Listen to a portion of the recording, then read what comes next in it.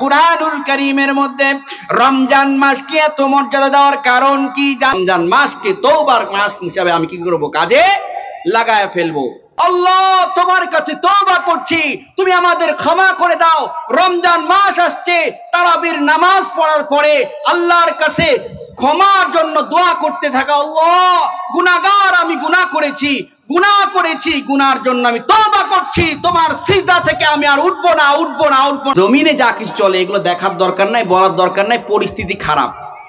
আরে খোদার কসম করে বলি, নবীজি সাল্লাল্লাহু আলাইহি ওয়াসাল্লাম আরবের বুকে যখন এসেছিল তখন পরিবেশ এর থেকেও বড় খারাপ ছিল। কথা বলেন ঠিক কিনা? পরিস্থিতি দিয়ে কথা বলবো না, কথা বলে আমরা পরিস্থিতি মোকাবেলা করতে জানি।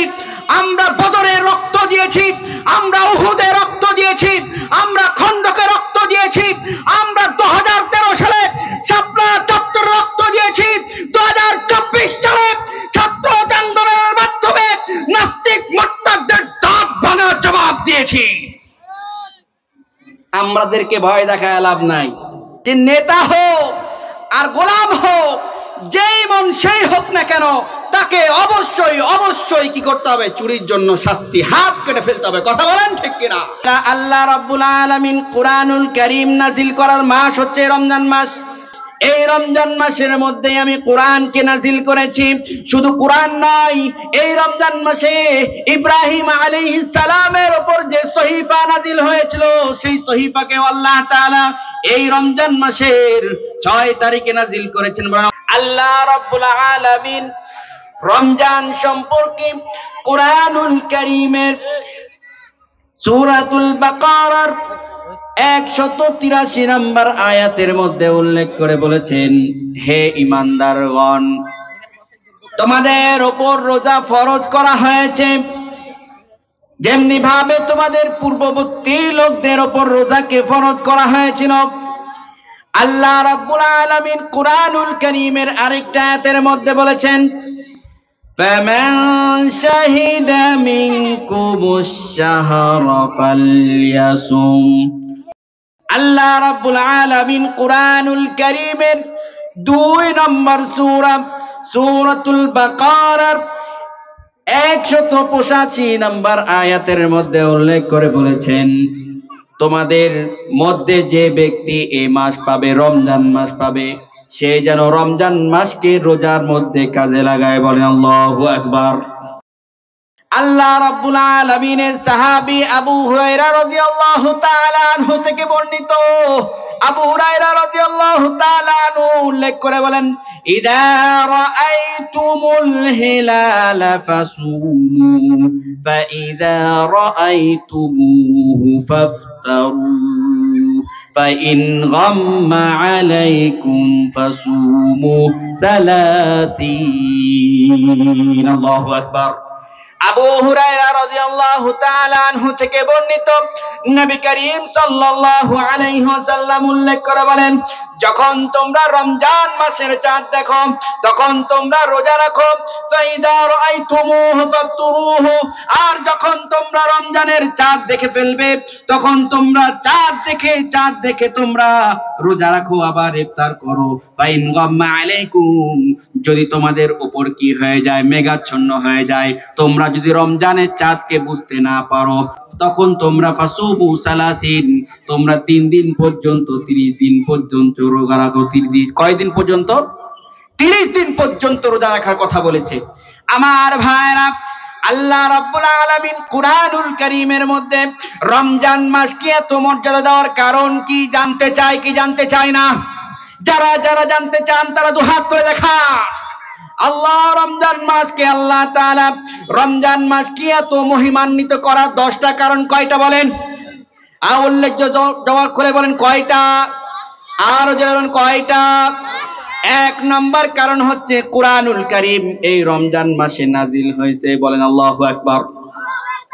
আল্লাহ রাব্বুল আলামিন বলেন, শাহরু রমাদানাল্লাযী উনজিলাল কুরআন।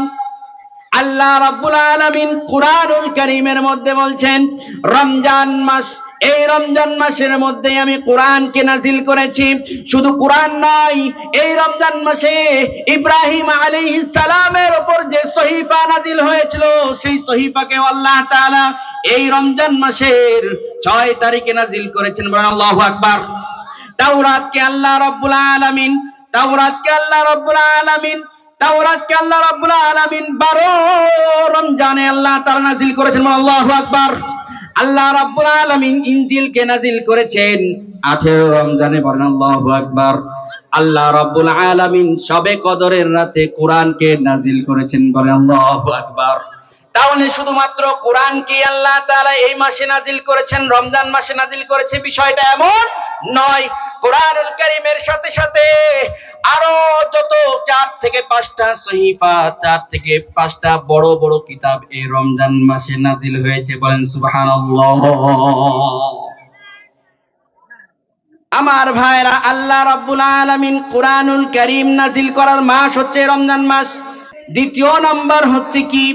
দ্বিতীয় নাম্বার হচ্ছে এই মাসে তারাবির নামাজ আছে। কথা বলেন ঠিক কিনা? রমজান মাস ছাড়া অন্য কোন মাসে তারাবির নামাজ আছে? আছে?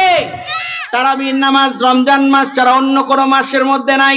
এই জন্যে রমজান মাস যখন এসে যায়, তখন আমাদের একটা বৈশিষ্ট্য হচ্ছে তারাবির নামাজ পড়তে পারি। তারাবির নামাজ পড়লে কি গুনাহ নাকি সওয়াব? কথা বলেন, গুনাহ নাকি সওয়াব? সওয়াব। এই তারাবির নামাজ আমরা আদায় করার সুযোগ পেয়ে যাই। 3 নাম্বার হচ্ছে শবে কদরের রাত।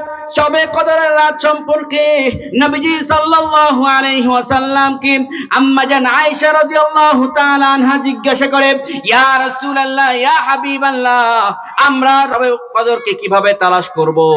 নবীজি সাল্লাল্লাহু আলাইহি ওয়াসাল্লাম উল্লেখ করে বলে দেন, নবীজি সাল্লাল্লাহু আলাইহি ওয়াসাল্লাম বলে দিয়েছেন, শবে কদর তালাশ করো বিজোর দিন দিকে। রমজানের শেষের 10 দিনের বিজোর দিনগুলোতে তুমি কি করো? শবে কদর তালাশ করো। 3 নাম্বার। কথা বলেন, কয় নাম্বার? আল্লাহ তাআলা রমজান মাসের জন্য কিন্তু একটা কথা মনে রাখতে হবে, আল্লাহ তাআলা কোরআনুল কারীমের প্রথম জায়গার মধ্যে কি বলেছে? ইয়া আইয়ুহাল্লাযীনা আমানু।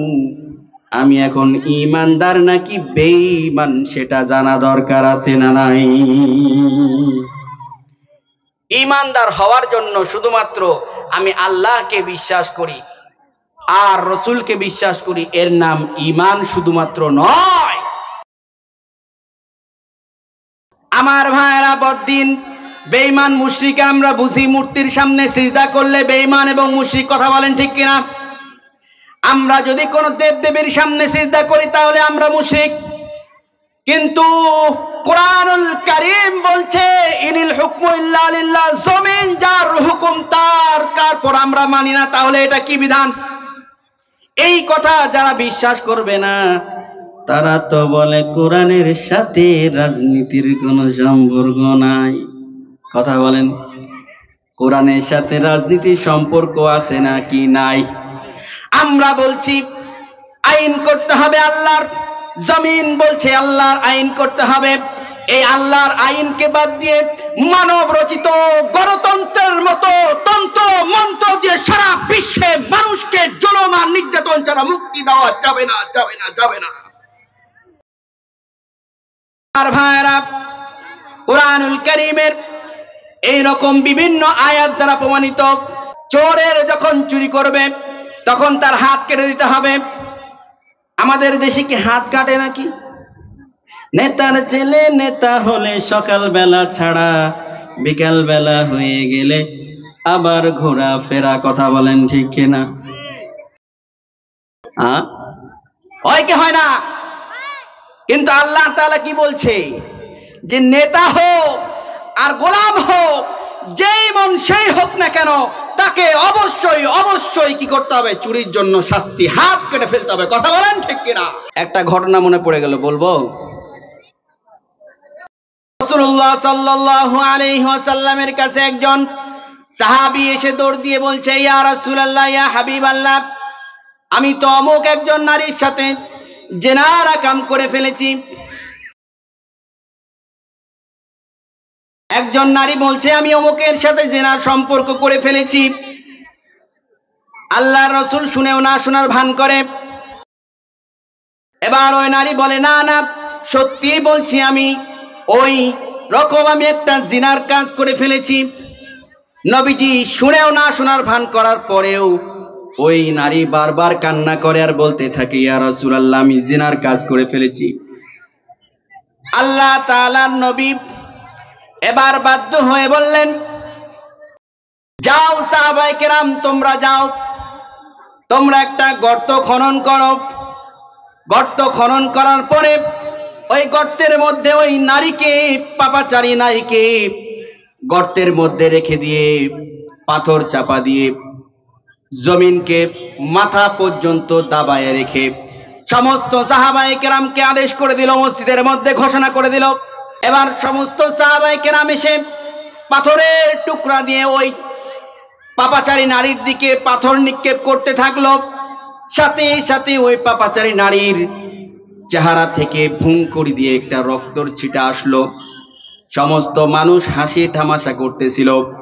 এবার নবীজি ডাক দিয়ে বলে, ও আমার সাহাবীরা, শোনো শোনো শোনো, এই যে নারীকে দেখতেছো, এই নারী গুনাহ করেছিল ঠিকই, কিন্তু আল্লাহ তাআলার কাছে তার তওবাটা এত বেশি কবুল হয়েছে, এত বেশি পছন্দ হয়েছে, দুনিয়ার বুকে যত মানুষ আছে সমস্ত মানুষের থেকে তার তওবাটা বেশি কবুল হওয়ার কারণে তার মরতে দেরি হয়েছে, কিন্তু তার জান্নাতে পৌঁছাইতে দেরি হয় নাই। বলেন সুবহানাল্লাহ।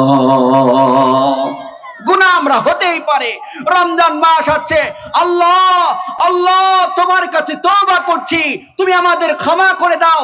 রমজান মাস আসছে, তারাবির নামাজ পড়ার পরে আল্লাহর কাছে ক্ষমার জন্য দোয়া করতে থাকা, আল্লাহ গুনাহগার, আমি গুনাহ করেছি, গুনাহ করেছি, গুনার জন্য আমি তওবা করছি, তোমার সিজদা থেকে আমি আর উঠবো না, উঠবো না, উঠবো না, তুমি ক্ষমা না করো। যদি এরকম ভাবে তওবা আমি করতে পারি, খোদার কসম করে বলি, আল্লাহ তো অবশ্যই অবশ্যই শুনবে। আল্লাহ রাব্বুল আলামিন বলে, বান্দা শুনে রাখো, শুনে রাখো, তওবা তো এত বেশি গুরুত্বপূর্ণ একটা ইবাদত। তওবা রমজান মাসে করার জন্য একটা বড় মোক্ষম সময়।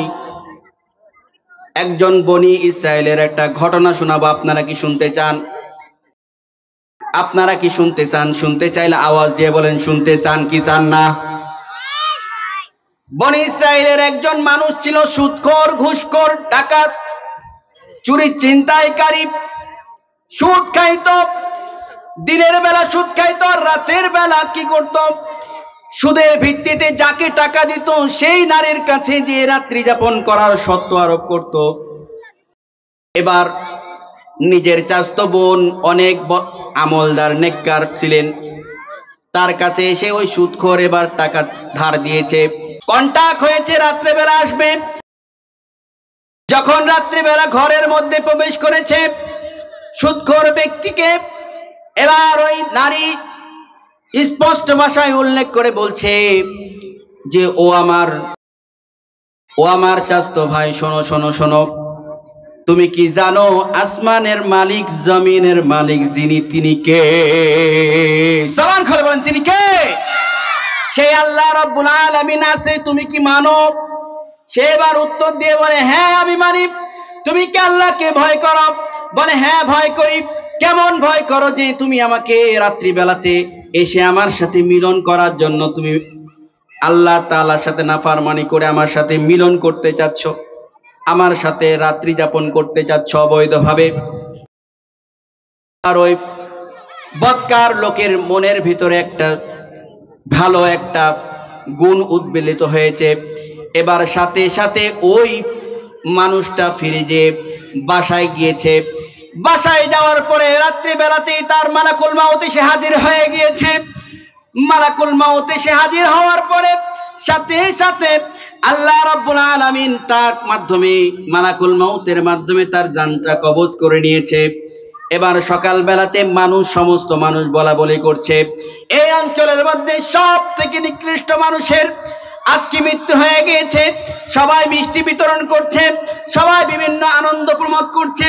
এবার আল্লাহ তাআলা আসমান থেকে জিবরিল আমিনকে বলছে, যাও যাও ওই ব্যক্তির ঘরের উপর লিখে দাও যে ইন্নাহু তাবা আলাল্লাহ, নিঃসন্দেহে আল্লাহ তাআলা তার তওবাকে কবুল করে নিয়েছে। অর্থাৎ রাতের বেলা তওবা করেছিল, রাতের বেলা ওই নারীর ঘর থেকে তওবা করে ঘরে এসে যখন মৃত্যুবরণ করেছে, আল্লাহ তাআলা তার জীবনের সমস্ত গুনাহ খাতাগুলো মাফ করে দিয়ে আল্লাহ তাকে জান্নাতের বাসিন্দা হিসাবে কবুল মঞ্জুর করে নেন। সকলে বলে আল্লাহু আকবার। আমার ভাইয়েরা, রমজান মাস এসেছে, রমজান মাসে তওবা করতে হবে। কয়টা পাওয়া গেল? কথা বলেন, কয়টা? তওবা করতে হবে। 5 নাম্বার কাজ হচ্ছে রমজান মাস যখন আমি পেয়ে গিয়েছি, রমজান মাসকে তওবার মাস হিসাবে আমি কি করব? কাজে লাগায় ফেলবো। 6 নাম্বার হচ্ছে ক্ষমা প্রার্থনা করা। কি করা? ক্ষমা প্রার্থনা করা। আল্লাহ, আমি জীবনে যা করেছি সব কিছু থেকে পানা চাই, তোমাকে আমি ভালোবাসি, তোমাকে আমি চাই, তোমার আমি বান্দা হতে চাই, তোমার আমি গোলাম হতে চাই। যা করেছি জীবনে সব কিছু ক্ষমা চাচ্ছি, আল্লাহ তুমি আমাকে ক্ষমা করে দাও।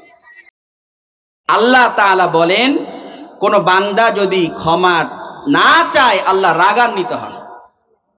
এই জন্য ক্ষমার বিকল্প কোনো কিছু নাই, ক্ষমা চাওয়ার বিকল্প কোনো কিছু নাই। এই জন্য আমরা ক্ষমা চাইতে পারবো তো ইনশাআল্লাহ। কারা কারা চাইতে পারবেন না? হাত তুলেন।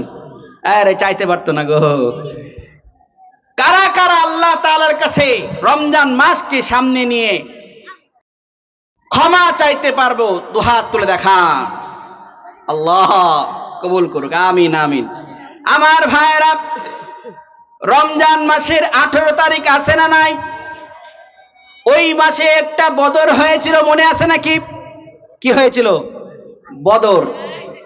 একটা কথা মনে রাখবেন, আমাকে অনেকে বুঝায় যে মাওলানা সাহেব আপনি এখন আসমানের উপরের কথা বলবেন, আপনি কবরের কথা বলবেন, আপনি জমিনে যা কিছু চলে এগুলো দেখার দরকার নাই, বলার দরকার নাই, পরিস্থিতি খারাপ। আরে খোদার কসম করে বলি, নবীজি সাল্লাল্লাহু আলাইহি ওয়াসাল্লাম আরবের বুকে যখন এসেছিল তখন পরিবেশ এর থেকেও বড় খারাপ ছিল। কথা বলেন ঠিক কিনা?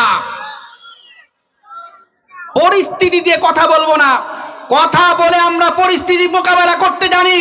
আমরা বদরে রক্ত দিয়েছি, আমরা উহুদে রক্ত দিয়েছি, আমরা খন্দকে রক্ত দিয়েছি, আমরা 2013 সালে শাপলা চত্বরে রক্ত দিয়েছি, 2024 সালে ছাত্র আন্দোলনের মাধ্যমে নাস্তিক মুরতাদদের দাঁত ভাঙার জবাব দিয়েছি। আমাদেরকে ভয় দেখায় লাভ নাই। এরকম ভয় বহুত পেয়েছি, এরকম ভয় বহুত পেয়েছি, বহুত দেখেছি। এই জন্য ফোন আসলেও ফোন রিসিভ করি না, জানি যে বলবে যে হুজুর ফোন আর কথা বলেন না।